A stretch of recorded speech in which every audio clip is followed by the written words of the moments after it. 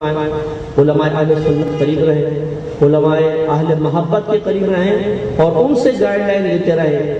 تو حضرت امیر معاویہ رضی اللہ تعالیٰ عنہ ایک صحابی رسول ہیں، کاتب وحی ہیں، انہوں نے سرکار کی زیارت کی ہے، سرکار کی زیارت کا شربت پیا ہے۔ سرکار نے تو یہاں تک فرمایا کہ جس نے مجھے خواب میں دیکھا اس نے حق دیکھا، اور جس نے مجھے خواب میں دیکھا ان قریب وہ اپنی ظاہری آنکھوں سے مجھے دیکھے گا۔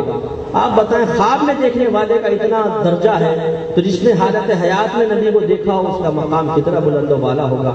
تو امیر معاویہ رضی اللہ تعالیٰ عنہ کے درجات کا اندازہ ہم نہیں کر سکتے ہیں۔ میدان محشر میں ایک آخری بات ہے کہ اپنے بیان کو اختتام کی طرف لاتا ہوں، کیونکہ میں بہت معذرت چاہتا ہوں، یہ وقت ایسا اصل میں کبھی ہماری ریکارڈنگ بھی ہے، اس کے بعد لائیو پروگرام بھی ہے ٹی وی پر، لیکن قاری صاحب ہمارے شاگرد نے حکم فرمایا کہ میں حاضری کا شرف حاصل کر لیا، اس لیے زیادہ دیر میں بیان لمبا نہیں کر سکا، تو میں معذرت چاہتا ہوں۔ آخری بس میں بات عرض کر کے اپنا بیان اختتام تمدید کرتا ہوں کہ دیکھیے ایک اور سمجھانے کے لیے میں عرض کرتا ہوں، میدان محشر ہوگا،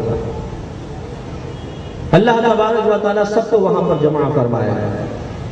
نبی کریم صلی اللہ علیہ وسلم کے فرمان عالی شان کے مطابق جب تک میں جنت میں داخل نہ ہو جاؤں پچھلے تمام نبیوں پہ جنت حرام، اور جب تک میری پوری امت داخل جنت نہ ہو جائے پچھلے تمام امتوں پر جنت حرام۔ ترتیب یہ ہوگی کہ پہلے سرکار جائیں گے، پھر انبیاء علیہ السلام، پھر سرکار کے تمام صحابہ جائیں گے، پھر پچھلی امتوں کے انبیاء علیہ السلام کے ساتھ اور قریب رہنے والے جائیں گے، ان کو حواری کہا جاتا تھا۔ پھر اس امت کے اولیاء اعظام، پھر پچھلی امت کے اولیاء اعظام، پھر اس امت کے مومنین مومنات، پھر پچھلی امت کے مومنین مومنات، پھر اس امت کے فساق و فجار، اور پھر پچھلی امت کے گناہگار جائیں گے۔ فوقت ہمیں ہو۔ اب میدان محشر میں آپ سوچئے کہ جس نے دلائل کثیرہ کو نظر انداز کرتے ہوئے قرآن میں اللہ تبارک و تعالیٰ کے تمام صحابہ کرام سے رضامندی کے اعلان کو نظر انداز کرتے ہوئے بغاوت کا راستہ اختیار کیا، صحابہ کو معاذ اللہ گالی دی، اپنے متبعین کو اس غلط چیز کے اوپر لگا دیا، جب یہ وہاں پر موجود ہوگا دیانتداری سے بتائیے کیا اس کی مرضی کے مطابق صحابہ کرام کے ساتھ فیصلے ہوں گے؟ نہیں، اللہ نے قرآن میں بیان فرما دیا اللہ ان سے راضی اور وہ اللہ تعالی سے راضی، ان کے لیے جنت کی بشارتیں ہیں۔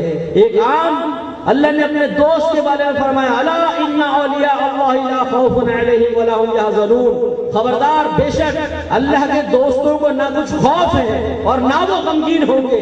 جب اولیاء کا یہ مقام ہے تو صحابہ کا مقام کیا ہوگا؟ اس وقت سوچئے کتنی شرمندگی ہوگی، کتنی ندامت ہوگی۔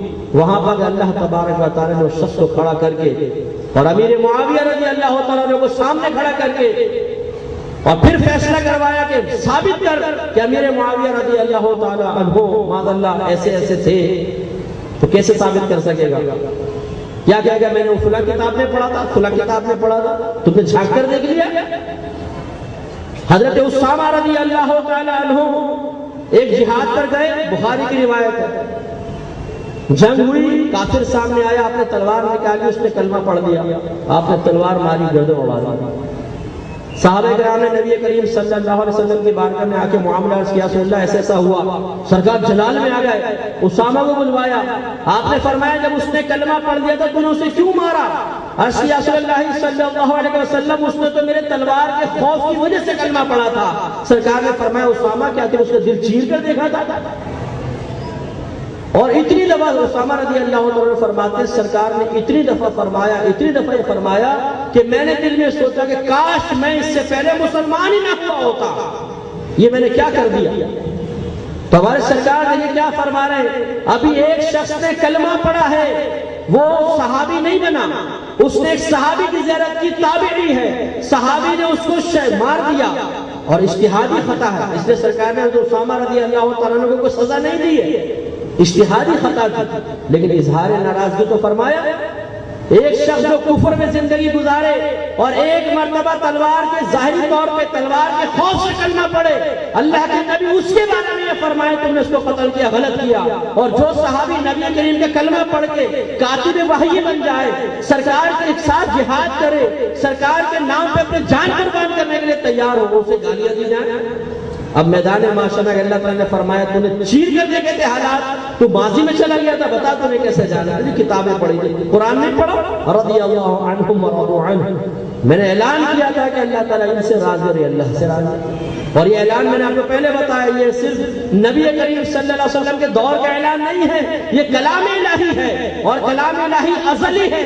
اللہ تعالیٰ تمام صحابہ کے حالات جاننے کے باوجود ازل سے ہی رضا کا اعلان فرما رہا ہے، تو جن سے اللہ ازل سے ہی راضی ہو گیا، آپ اور میں اس سے کیسے ناراض ہو سکتے ہیں کہ محبوب کا محبوب ہمارا محبوب اور محبوب کا دشمن ہمارا دشمن، اللہ ہمارا محبوب، اللہ کے تمام صحابہ ہمارے محبوب، تو ہم کیسے ہو سکتا ہے کہ ان کے لیے طعنہ تشنیع کریں؟ تو لہذا میدان محشر میں ایسے لوگ انتہائی شرمندہ ہوں گے، ذلیل ہوں گے، رسوا ہوں گے، جنہوں نے فقط لوگوں کے درمیان تھوڑی سی عزت حاصل کرنے کے لیے، ذرا اپنی انفرادی حیثیت قائم کرنے کے لیے ایک صحابی کو طعن و تشنیع کا نشانہ بنایا، یہ ذلیل ہوگا، شرمندہ ہوگا، اور اکابرین کے قول کے مطابق اگر توبہ کر کے نہیں مرا تو جہنم کے کتوں میں سے کتا ہوگا، اور آپ اور میں وہ کتا بننا نہیں چاہتا۔